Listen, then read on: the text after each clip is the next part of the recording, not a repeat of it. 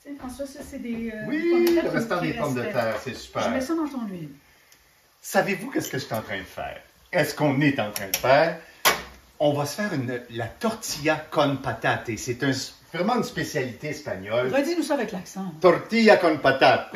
Écoute, je passerais vraiment pour un espagnol. En fait, c'est ni plus ni moins qu'une grosse omelette aux pommes de terre et aux oignons caramélisés.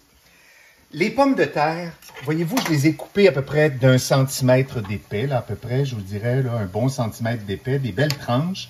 Et je les ai mis dans de l'huile végétale à confire. On ne veut pas frire. Voyez-vous le petit frémissement qu'il y a là, là? C'est ça qu'on veut. On ne veut pas là, que ça, les faire frire et avoir des pommes de terre frites. C'est pas ça du tout. On veut qu'elles soient tendres et puis elles vont être confites. Ça, une fois que ce sera fait, ça va être une première étape. Oui. J'ai mes oignons caramélisés que je fais caraméliser dans de l'huile d'olive. Là, j'ai vu puis, que tu avais un couvercle. j'ai mis un couvercle parce que quand on met un couvercle, l'eau de végétation va retomber dedans et puis ça accélère le processus, ça va super bien. Puis Christina nous a déjà fait une super belle capsule sur les oignons caramélisés. Vous pourrez même aller reconsulter ça. Ces deux étapes-là, une fois que ce sera terminé, on va assembler ça avec nos œufs, puis on va la faire cuire dans un petit poêlon anti-adhésif comme ça. On va la retourner, mais on va faire ça dans quelques minutes. Ça, c'est combien de temps à peu Ça, près? à peu près une dizaine de minutes, je te dirais. Je me suis mis un petit couteau ici, là, puis je vais aller de temps en temps voir l'état de la pomme de terre. Quand elle est bien tendre, ce sera prêt. Elles sont cuites, nos belles petites pommes de terre. Voilà. Et je les passe comme ça. Avec un écumoire, là, je les retire de l'huile, puis je les dépose sur un papier absorbant. Pas dans une passoire comme on ferait pour des pâtes, là. Non, parce qu'on ne veut pas toutes les défaire. On veut garder. C'est le fun parce que ça va faire comme les étages de pommes de terre dans la tortilla. Alors ça, je mets ça de côté. On va assembler ça dans quelques secondes. Puis moi, là, On a fini nos oignons caramélisés. Ils sont super beaux, belle couleur. Puis, regardez, on les a mis dans une passoire. Puis l'huile ici que je voulais absolument récupérer. Ça, Vous savez que le gras, là, l'huile, c'est ça qui a la capacité de transporter les saveurs. C'est toujours le véhicule de saveur. Et là, on a un véhicule de saveur de course, là, OK? Alors, on va s'en servir pour...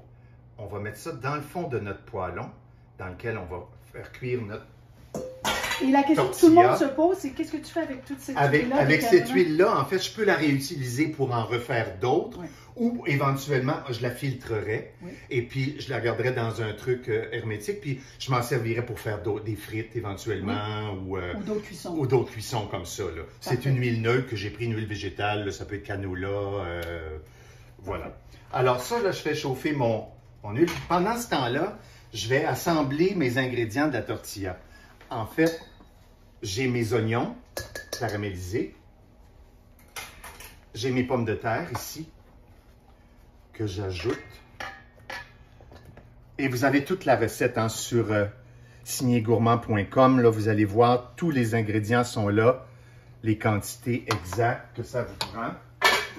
Donc, jusqu'à maintenant, tu n'as jamais utilisé de sel, hein? Pas encore. Pas encore, ça viendra. Et à ça, je vais ajouter des œufs que j'ai préalablement battus, qu'on va venir mélanger à ça. Et je vais saler, poivrer. C'est là que je sale. Que je vais assaisonner. Est-ce que ça peut t'aider à... Absolument. Tu es une fille de la cuisine. Sel. Oui. Poivre du moulin, j'aime ça pas mal. Voilà. Puis là, avec ma maryse, je vais mélanger tout ça. Voyez-vous ce que ça donne? Moi, la première fois que je l'ai fait, je me disais, mon Dieu, il me semble que c'est pas beaucoup d'œufs pour la quantité d'ingrédients de pommes de terre et d'oignons que j'ai. Mais non, ça marche, vous allez voir. Ça fonctionne très bien. OK. On a tout. On a nos pommes de terre, nos oignons, nos œufs, sel, poivre. Et là, ça sent l'huile. Oui, oui. Et puis, j'envoie ça dans un petit poêlon, voyez-vous, petit et recourbé, un peu remonté parce que ça va y donner une belle forme à notre tortilla. On envoie ça là. on veut ne rien perdre. Et là, je vais venir égaliser tout ça. On y est. Voyez-vous, ça reste encore un peu tremblotant là, dans le centre, mais moi, je sais que si je veux pas que ce soit trop cuit en dessous, là, c'est le temps de la tourner. Je sais que ça énerve bien du monde, il faut y aller tout d'un coup.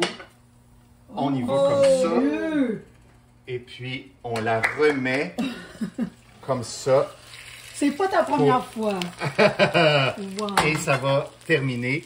Et là, moi, je la laisse pas longtemps comme ça parce que je veux que ça reste encore un petit peu avec l'oignon confit, la pomme de terre et l'œuf, pas trop cuit. Il y a quelque chose d'un petit peu qui va s'abandonner, qui va être vraiment délicieux. On va saupoudrer avec un petit peu de persil là-dessus. Okay. Et puis, on en fait des pâtes, on sert ça avec une belle salade verte.